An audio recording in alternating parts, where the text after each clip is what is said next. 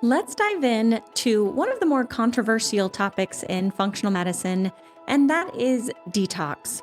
Detoxification brings up one of two responses for people. Either it sounds like the cure to everything and everyone needs to detox, or it sounds like complete hippie medicine and it's nonsense. And today I really want to bring my own perspective to you, which is from the perspective of being a physician who is trained conventionally and who values evidence-based medicine, but also from a mom and a woman who just wants to take good care of my body and doesn't like the idea of too much building up inside my body. So I'm going to hopefully give you a really balanced approach and a logical approach to supporting detox in your body. The truth is, detoxification isn't a cleanse or a tea or a short-term reset, but sometimes those things can be helpful. Detox means that you are supporting your body's constant process of breaking down and getting rid of what comes from the outside world and what the body produces itself. The issue most people are dealing with today isn't one massive toxin, it's just an abundance of small exposures every single day, all day. So today we're going to reframe how you can think about detox in a way that's practical, physiological, and evidence-based, but also just talk about what we can do that makes sense to support our bodies. We'll also break down what's really clogging up the system to begin with, and what exposures matter most, and what you can realistically do to support detox without extreme protocols or fear-based thinking. Let's get started.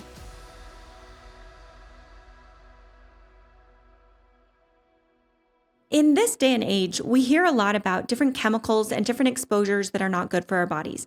And this is the first point that I want to hopefully bring up from a common sense perspective is there is a lot going on around us, right? We know that our vegetables and our plants are sprayed with a lot of chemicals. We know that we put a lot of chemicals and products on our face, in our hair. We're exposed to stuff in the air. I am here in Salt Lake City, Utah, which is commonly known as some of the worst air around. And so we know that we have a lot of exposure to pollution that can affect our health. So that's the first common sense point is let's just acknowledge that there's a lot going on around us that may or may not interfere with our bodies. We know that there is research that shows certain distinct chemicals are found in our bodies, in blood, urine, and even in the placentas of newborn babies. We know that these chemical substances are found in our bodies. These can be products from sources like the packaging for our foods, plastics, personal care products. There was one study that showed over 3,600 food contact chemicals were detected in human biological substances. So we know that our bodies are exposed to lots of stuff, and we know that that stuff can stay in our bodies. These are the common sense factors that we just know at this point. Now, we also know that the body can detox itself. We know that the body has methods in place to get rid of stuff that's not supposed to be there. In general, I think of two main ways that the body is working to get rid of things. It works to get rid of stuff that is foreign to our bodies. That would be things like pesticides and air pollution and stuff that's in skincare. Even if that stuff isn't going to cause cancer or cause major problems, we know that our bodies are exposed to things that are foreign to our bodies, and our bodies have pathways to get rid of that stuff. We also know that our bodies have ways to get rid of our own waste, and that can be food waste, that can be cellular breakdown products, that can be the breakdown products from hormones. So the body is constantly working to get rid of stuff that it's exposed to outside of our bodies, as well as stuff that it's exposed to from inside of our bodies. These are all facts so far. Now, where this starts to become a problem is when we overflow that tank. So if you are exposed to a whole bunch of things on the outside and you're not good at getting rid of those things, then that's going to lead to a buildup. This all makes sense so far. Now, before I dive into the nitty-gritty, let me just get some terms and definitions straight. When we say toxins, that's actually a misnomer. So if you are going to look at what toxins are in our bodies, toxins from a scientific standpoint or from a biological standpoint are things that come from nature. So that would be things like snake venom and toxins from poisonous frogs, the toxins that come from mold. These would be things that are growing in nature that would be poisonous to our bodies. So that word is toxins. Now, in the scientific literature, the word we're looking for is toxicants. And toxicants are harmful chemicals that are already around us in the outside world due to our industry. So that would be things like pesticides, plastics, solvents, flame retardants, PFAS or forever chemicals, and heavy metals. Now, both of these can get into our bodies, and our detox systems do have ways to process them. So this brings us to why this is a problem for us today. In our modern world, the number of these toxicants that we're exposed to has just continued to go up and up and up. And this will likely continue to be a problem. The industrial world doesn't seem to be in a hurry to make things without toxicants. The more things that we buy from Amazon and quick fixes and little things here and there that we just buy and put on our bodies without thinking of it, those start to expose us to more and more and more. So this load is really what we're talking about. Sometimes people want to know, what is the one toxin that I can avoid? And that's not really the question we should be asking. We should be saying, how do we decrease the burden on our body's detox system overall? How do we just expose ourselves to less bad things? What is detoxification actually? That's the next term I want to define. Detoxification is when our body transforms these products into a form that can be easily disposed of through the body. So the first thing that it's constantly doing is breaking these products down into a water-soluble form, and then it adds a molecule onto that form that can chaperone it out of the body. I was trying to think of a metaphor that works for this, and there's a whole bunch of different ones. Probably that idea of packaging up a package is the way to go. So if you have something that is foreign to your body will take it in and it will break it down into pieces and shove it in a box. And then that box needs a shipping label on it. And that shipping label is going to then direct how that molecule gets out of the body. And those two phases are commonly known as phase 1 and phase 2 detoxification pathways in the liver. The bulk of what is happening to get stuff out of our bodies happens in the liver through chemical processes.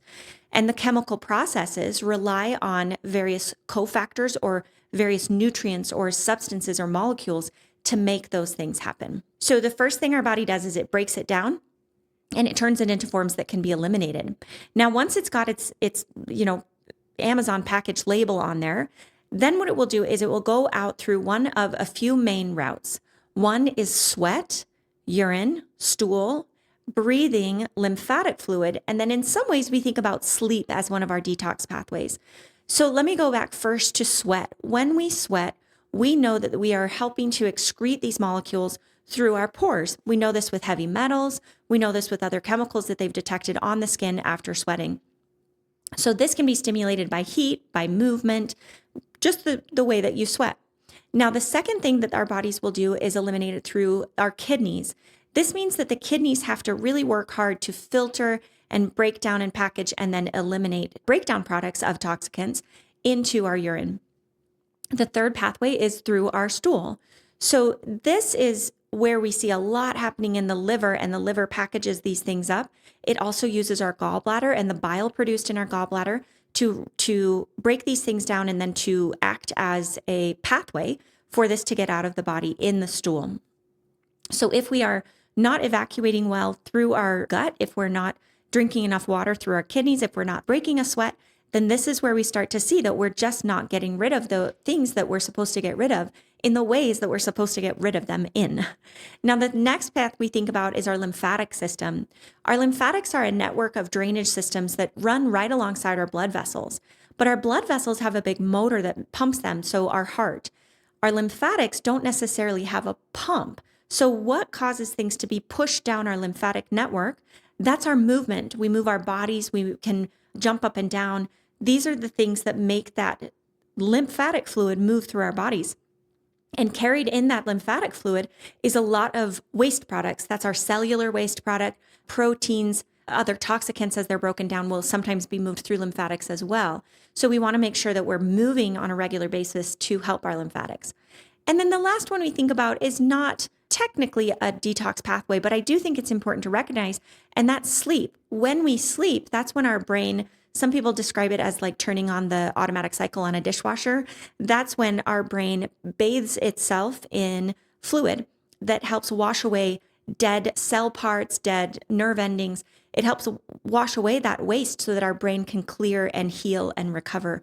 And so if we're not sleeping, then the brain can start to get foggy from not clearing things out. Now, this isn't some crazy off the wall topic. This is just how biology works. This is how our body gets rid of things. So if you think about things that we encounter on a somewhat normal life circumstance, that might be something like taking some Advil. Advil in large doses is very harmful, but in low doses, it can help. And our body will still want to get rid of that Advil. It will go through these processes, break it down, and send it out. Tylenol would be the same example. Tylenol can be really helpful for certain functions in our bodies, but our body still has to get rid of the Tylenol. So just because something needs to be broken down in our body does not mean that it's poison, but it still needs to be discarded from the body. Alcohol would be another example. We know that people can handle a glass of wine here and there with alcohol, but we also know that you can overwhelm your body's ability to get rid of alcohol if you are drinking tons of alcohol in a day. We know that that will harm the body. Those are the examples that I think of when I think of detox. Is we know that there's stuff that needs to be removed from our bodies, and we know that we can overwhelm those pathways. So I like to think of this from the metaphor of a sink. If you think of your body as like the kitchen sink, there's the faucet that puts water in, and then there's the drain that allows that water to drain out.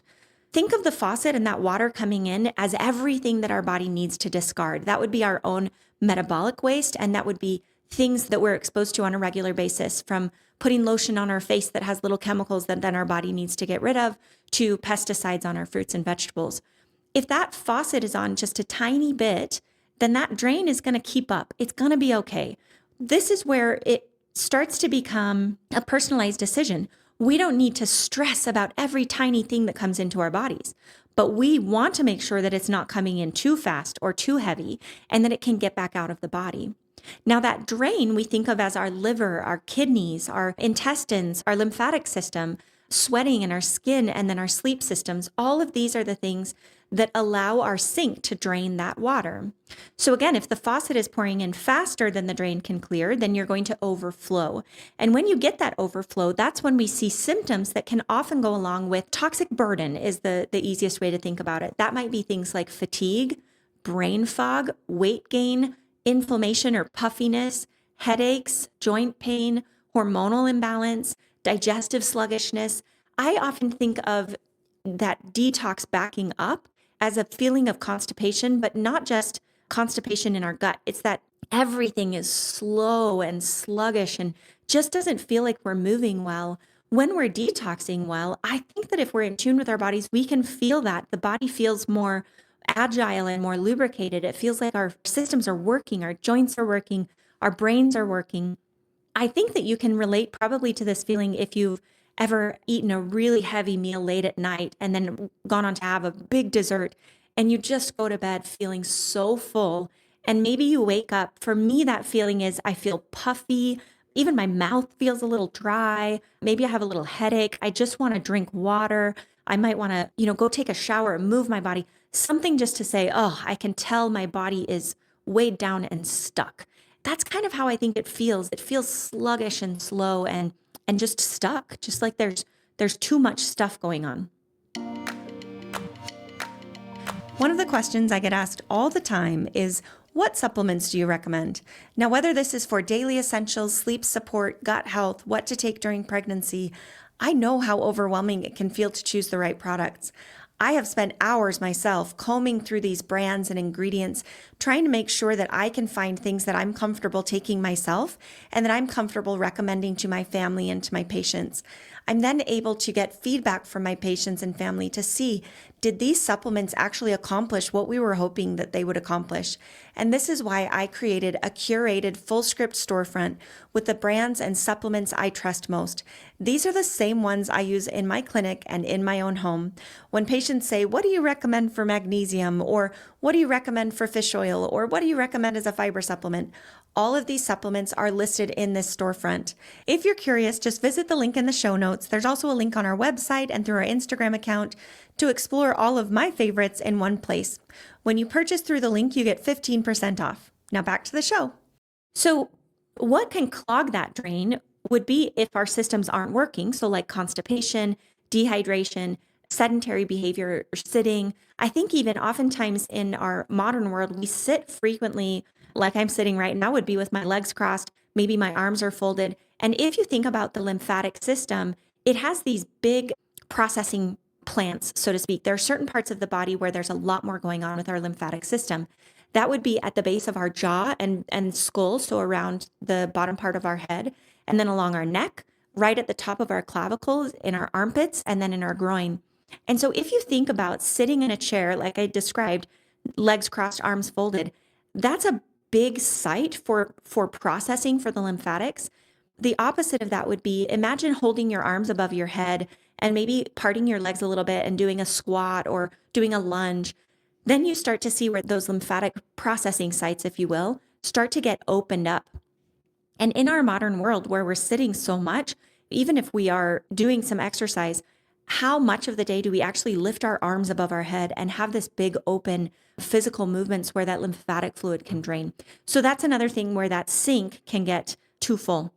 Now, we also think about this with chronic stress. Chronic stress uses up some of the same nutrients and ingredients and parts in our bodies that the detoxification pathways need. So they're competing for resources a little bit. So if you are under chronic stress, remember with stress, we think of that as running from saber-toothed tigers, right? If there's something that is life-threatening for you, then that's what stress is in the body.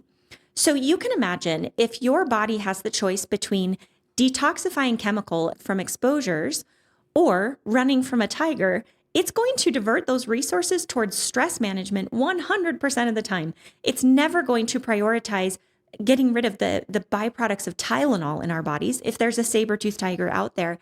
And so really we have to understand that if we are chronically in this state of stress, it's going to be really difficult to optimize these other pathways simply from the perspective of resources. There are other reasons that we may not have those nutrients to support our detoxification pathways as well. Just lacking certain nutrients, we're going to go into this a little more and say, well, what nutrients do we need? One of them, for example, is B vitamins. If your B vitamins are too low in the body, then your liver will not have the ingredients it needs to go through some of those pathways. One, for example, is called methylation. So imagine, I said you put a toxicant into the body breaks it down and shoves it in a box, and then it wants to slap a label on that. One of those labels is the idea of methylation. That's slapping on a methyl group, and that allows the body to know how to get rid of that toxicant. But if B vitamins are where you get that methyl group, so in the analogy, if B vitamins are where you get that label and you used up all of your B vitamins or you're not eating enough B vitamins, then you're not going to be able to put that label on that box, so to speak. You're not going to get rid of that thing. It's going to go into the gut and then it's going to get reabsorbed and back into the body. It goes into the circulation. And this is why we have such a big problem in our hands. Now, let me go back to that idea of why this concept is so controversial, because hopefully I've made it seem pretty straightforward. Like this all sounds like it makes a lot of sense. So why would anyone think that this was like hippie or nonsense? Part of the problem is we're not very good at measuring this kind of thing. We're not very good at measuring what actually is happening in your body. Can we actually measure how many toxins are in your body? Can we actually measure how your body is detoxifying? I want to go to that packaging company that I mentioned in terms of sticking it in a box and putting a label on. I want to see how that's working. We don't really have great biomarkers for that. We can measure B vitamins, and so we can see, do you have enough B vitamins? We can measure other nutrients. We can measure some things, but we don't have great lab tests to just tell you, hey, how are you detoxing? I do think some people can tell and feel. You might see this too in acne or oily skin or, like I said, puffiness, weight gain that doesn't feel like you've been eating too much, but you just feel like you're puffing up. Some people might notice this with their socks, at the end of the day where the sock makes a line on your ankle, or maybe your rings are fitting too tightly, but it's fluctuating up and down. I do think you may get a good feel for if you're not detoxifying well. I also think, for example, if you drink alcohol and you feel terrible the next day after only a small amount of alcohol, that can be a good indication, but we don't have great tests. Now, there are a couple tests out there that say that they can measure total body toxic burden. I think that those are not fully reliable, in my opinion, at this point. They can be a nice starting point. They can have a price associated with them. And so that might be somewhere you want to start if you have the funds to do that. But honestly, when I am helping patients through this, I just think this is something we all need to be paying attention to. We all want to be making sure that we're decreasing what our body is exposed to where possible, and that we're optimizing our body's pathways where possible to get rid of stuff. Because we can't measure it, then we also don't have a ton of data on this. Where we can have data is where they actually measure in the urine or in the blood, and they do in research labs and measure a specific chemical. But those lab tests are not typically commercially available, so we just don't know. Now, what we do know is that there has been data showing that certain dietary patterns do have support for the body's natural detoxification pathways. So we do know there are some ways that can help support the liver in its normal detoxification pathways. For example, there was a randomized controlled trial showing that a whole food nutritional intervention increased key antioxidant enzymes by double-digit percentages. And that is a big part of the second half, that putting a label on the box, so to speak. That's a big part of getting things out of the body. So we do know that food can help, and there are other things that can help. At the same time, we also know that there's no one magical detox diet. A lot of people will say, should I do a cleanse? Should I buy one of these things online that says, do this detox for a week or 2 weeks or a month? Those cleanses and detox kits, I do use them sometimes, and I'll tell you how I use them.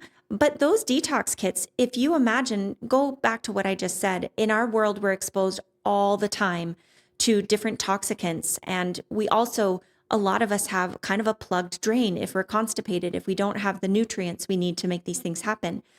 Our sink is often overflowing. So when you do a detox kit, that would be the equivalent of taking a big bucket and going to that overflowing sink and scooping all the water out, but leaving the faucet running and the drain clogged, right?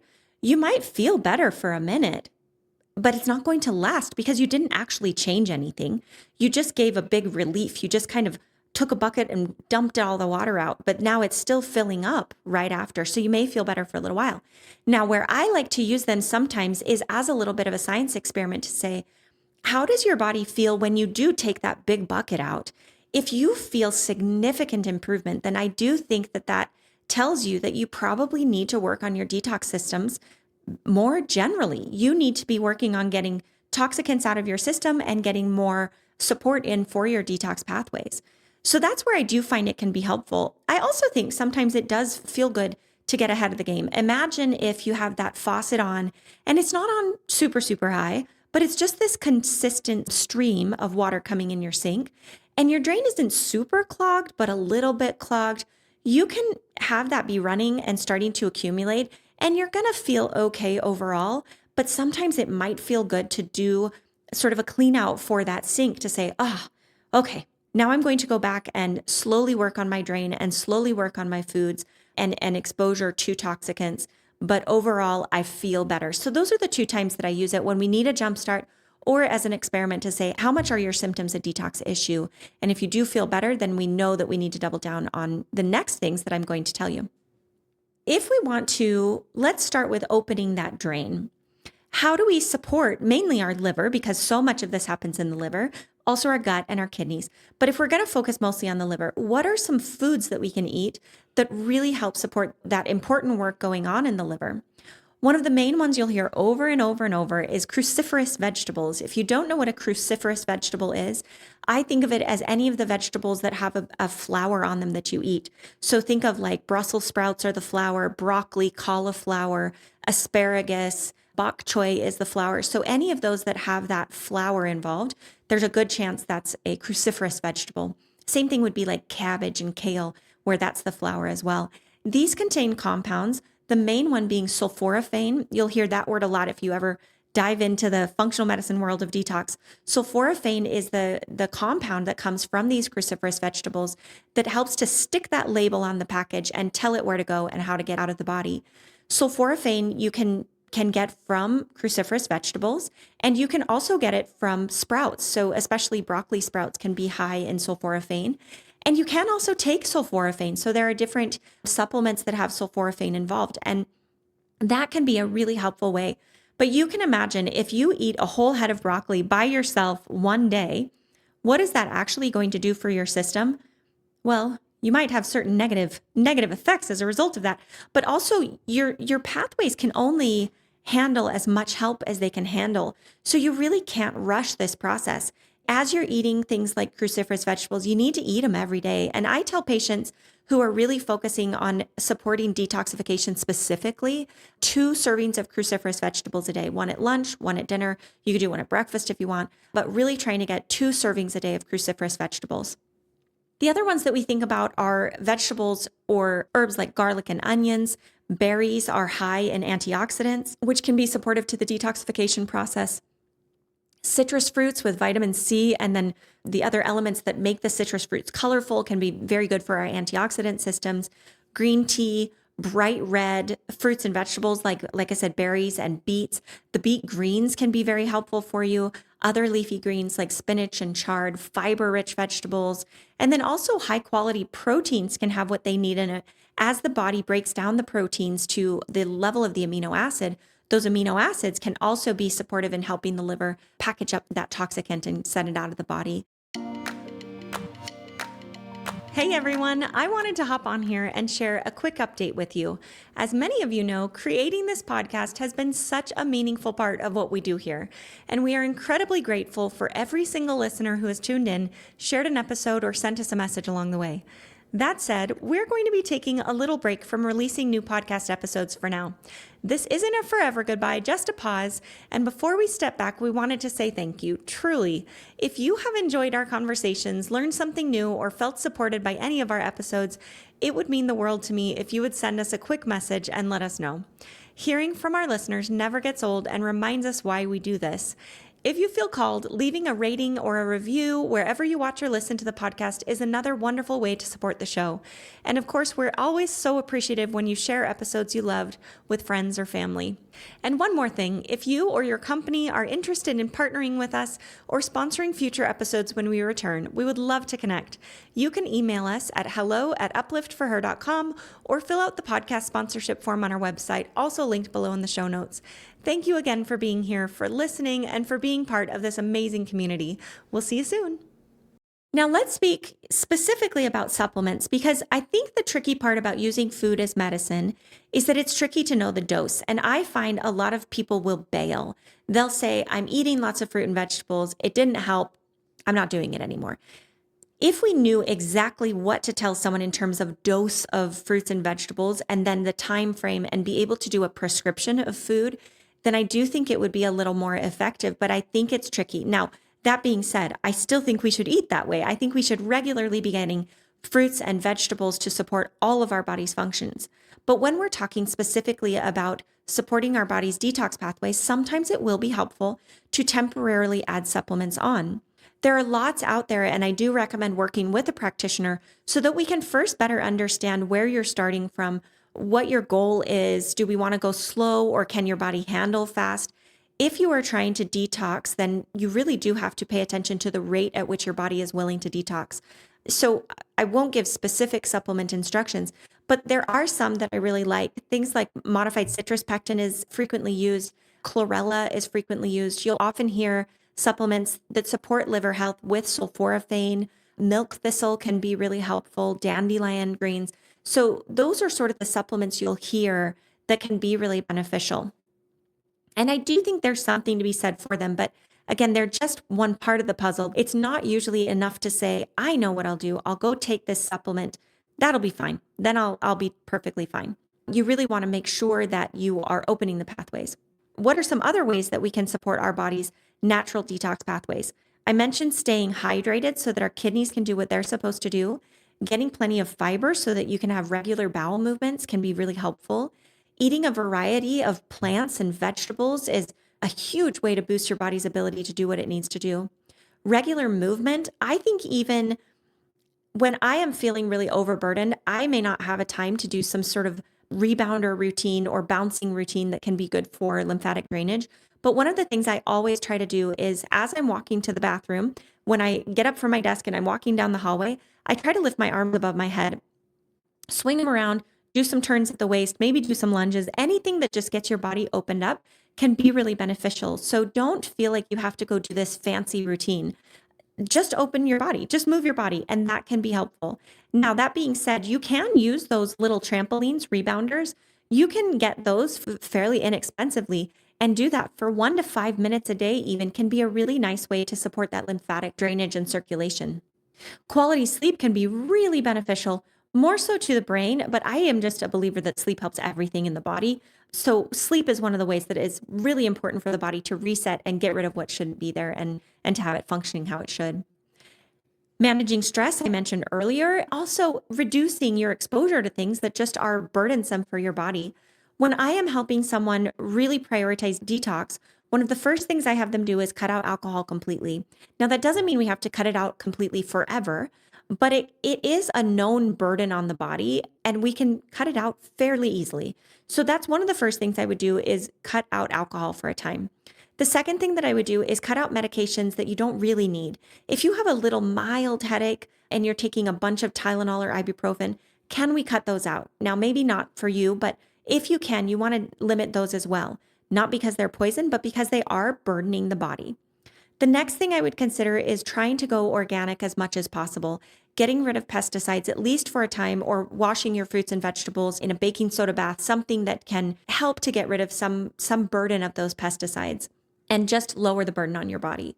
Those would be 3 of the things that I would start with. The next thing that I would consider adding would be a water purifier, some sort of water purification system that's really doing a good job. I hear a lot of people say, oh, we drink filtered water because we have the fridge filter. We have the filter in our fridge. I would be sure to look at your manufacturer and to find out how good that filter is, because some of them are not actually doing a whole lot. You can also look on the EWG website to look at, they have a water lookup list by zip code that can help you understand what the water in your zip code has in it. So do you have really terrible things in your water, or is your water actually pretty clean? And that can help you understand what level of water purification system you need. And then the next thing that I would add on to that is an air filtration system. This too is going to depend on where you live and what kind of air pollution you are exposed to. If you live near a bigger industrial center, if you live near a freeway where you're surrounded by a lot of exhaust fumes, if you live in Salt Lake City, there are certain places where you really want to make sure you are filtering your air because you're breathing it in all day, every day. Now, you don't have to feel like you have to do all of this at once, but there's pros and cons to doing it all at once or not. For some people who are just working towards a healthy lifestyle, I would not do it all at once. I would just keep layering these things on. Maybe you're going to start with trying for some more organic fruits and vegetables. Maybe you're going to try to add in a little rebounder routine. Maybe you're going to start with a water purifier. The circumstances where I would go a little bit heavier are, number one, if you can. So if you are not feeling good and you want to feel great and you have a bigger capacity to go and make big changes, then you can do it all at once if you want. If we're working with fertility, that's one area where, even though it's frustrating, we do want to do things a little bit more intensely just because we're on a time limit. We don't want to be messing around with this for years. We want to get it done and get moving forward. I do think that exposure to toxicants and having our detox pathways be all gummed up and backed up is especially important in fertility because there are so many effects that these toxicants can have on our reproductive system, our hormones, and healthy pregnancy in general. So I do like to do a pretty good detox support journey with people who are working on their fertility. So if you can go all in all at once, that's okay. But if you can't, then don't stress about that. Just start chipping away and do one thing after the other after the other. You just want to make a list. Maybe you even do it 1 month at a time. So maybe in January, you say, okay, I'm going to get a water purifier and drink filtered water, and that's it. And then in February, I'm going to get a rebounder and start doing 1 minute a day. And then in March, I'm going to get an air purifier. So you can really break it down like that. Now, the next step that I would add would be sweating. Sweating can be really beneficial. The only downside to sweating is it can be a little bit inconvenient, right? If you're working out and sweating regularly, that can be a great way to do it. Saunas can be a really great way to get a good amount of sweating and to do it in more of a prescribed way. Same thing with exercise. I'll have patients tell me, oh, I sweat all the time when I'm exercising. And I just don't know as a physician if that's enough. I can't tell. Does that mean a lot of sweat, a little sweat? With sauna, we have just a little more data, although not on detox, but we have some data on good outcomes that come from about 4 to 5 days a week, 20 minutes a day in a sauna. So I feel a little bit better recommending that because I can have a better idea of if someone's doing a lot or a little. But sweating in general, some people will substitute a warm bath. Some people will substitute Epsom salt baths or an Epsom salt foot soak. I'm fine with all of those things. Now, beyond that, you can start to get into some things with questionable results. And the way that I think about this, going back, I am a physician who wants evidence-based recommendations. And there are some of these things that because we can't measure detox very well, we just don't know. As a mom, though, and as a woman, I want to know for my body if there's anything more I can do. And that's where I would put something called castor oil packs. So castor oil is an oil that when placed over the liver or over the uterus, some people tend to have really great outcomes. The way that I think about that is, can I recommend that based on data and evidence? No, not really. But is it safe? Yes. Is it affordable? Yes. Is it something you can do? Yes. So for someone who's just really feeling intuitively that they are just feeling like they really need to increase their detox, you could try a castor oil pack. You can buy them on Amazon. They're a piece of fleece with a waterproof layer with strings that tie around your belly, and then a bottle of castor oil. I like the brand called Queen of Thrones, and we have a link to that on our website under resources, so you can see the one. I think that some people will have a noticeable difference.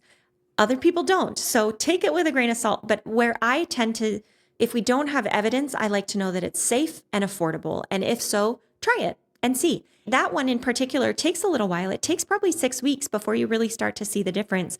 And that's going to be true with most of these detox supports because they're slowly unclogging that drain and slowly turning down the faucet and letting that water drain out slowly. And if that water has already overflowed and you've got a big puddle on the floor, it's going to take a little longer. Now, there are some other questions that come up, things like red light. Does red light help with detox? My answer would be probably. I certainly don't think it harms anything when used appropriately. And I think that it helps cellular regeneration. It helps the body work better in a lot of different ways. So could it help with detox? Maybe. So I don't have any problem with that. It wouldn't be my first go-to. If someone said, look, I have limited funds, I have limited time, what should I do? I would say, make sure you're pooping, make sure you're sweating, make sure you're eating vegetables. Another maybe that I would put in that category would be more of the cleanses and the detoxes. I would be a little more cautious with that because when we use that metric of are they affordable and are they safe, some of them don't meet either one of those criteria. If they're super pricey, I really think you can make better progress without it. If they are not healthy and you're going to be on very low calories during a time, or you start getting really terrible headaches or things like that, I would probably avoid those. I do use a detox kit at times, and it is a 7-day supplement that goes along with 7 days of eating clean, so to speak.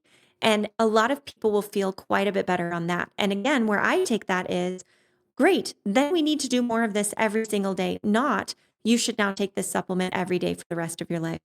So overall, this can be kind of a heated subject. I think some people make it sound like it's complete nonsense and your liver will do its job and you don't ever need to think about what chemicals you put on your body or anything like that. And other people make it feel like we are all going to die tomorrow because of toxins that we're exposed to all around us. And that can be really anxiety provoking because the fact is, all of us in our world right now are going to be exposed to things that the body's not thrilled about. And what we can do then is just help the body get rid of things as well as possible and minimize exposure. But I would do it in that order. I would support our body's ability to get rid of things as the priority. And then where possible, I would lessen our exposure to these chemicals. One of the things that I get asked frequently is, I don't know what to do because I can't afford organic produce. So I am not really eating produce at all because I'm afraid of the pesticides that are on the produce. And that for me is an example of your priorities are mismatched. We want vegetables for the nutrients, for the fiber, for their ability to help the liver get rid of toxicants. We know we're exposed to toxicants. So if we're cutting out vegetables, we're cutting ourselves off at the knees in the ability to get rid of stuff that's not supposed to be there. So focus first on what's going to get things out of the body. And I put vegetables in that category. If you can't afford to do organic produce, then just eat more vegetables that are going to help your body work better. If you can afford organic produce, then that's going to help both sides of the detox equation. You're going to be putting less stuff into your body and supporting your body's ability to get stuff out. This is a complicated and confusing conversation. Honestly, I have many colleagues in this space, in the functional medicine space, who are physicians and practitioners. And I don't know if there's a single one that would tell you how to do it the same two ways. Everyone is going to give you their different approach. And so if you're hearing something over and over and over, like sweating, then that's a good place to start. But where you find the person who's telling you the one-off perfect thing that's going to detox you perfectly, I would be a little more hesitant to that. Now, there's one example out there right now circulating on social media about eating a carrot salad. Now, I would go back to that metric. Is it safe? Yeah, it's probably safe to eat a carrot a day. Is it affordable? Yeah, it's affordable. So if you want to try that to see if that helps metabolize your estrogen, and they call it detoxing your hormones. That's not quite right because hormones aren't a toxin. But if it helps get the toxins through your body, if it helps get your hormones metabolized through your body, then fine. But don't glom onto only that. Make sure that you're moving. Make sure you're eating a healthy plant-based diet. Make sure that you're getting sleep. And with that, I will leave you to try some of these things out on your own. I hope you'll report back if there's something that you notice and let me know how it went. Thank you so much for tuning in to today's episode. We are grateful for the incredible support from our sponsors and to all of you listening. We couldn't do this without you. If you enjoyed this episode, please consider subscribing on your favorite platform. You can find us on our website, upliftforher.com, YouTube, Apple Podcasts, Spotify, or wherever you love to listen. And if you found value here today, please share this episode with someone who would benefit from it. Leave us a comment or give us a review. It really helps us reach more listeners like you. Thank you for being part of our community. Stay tuned for our next episode. Lastly, this information is for educational purposes only and not intended to be medical advice.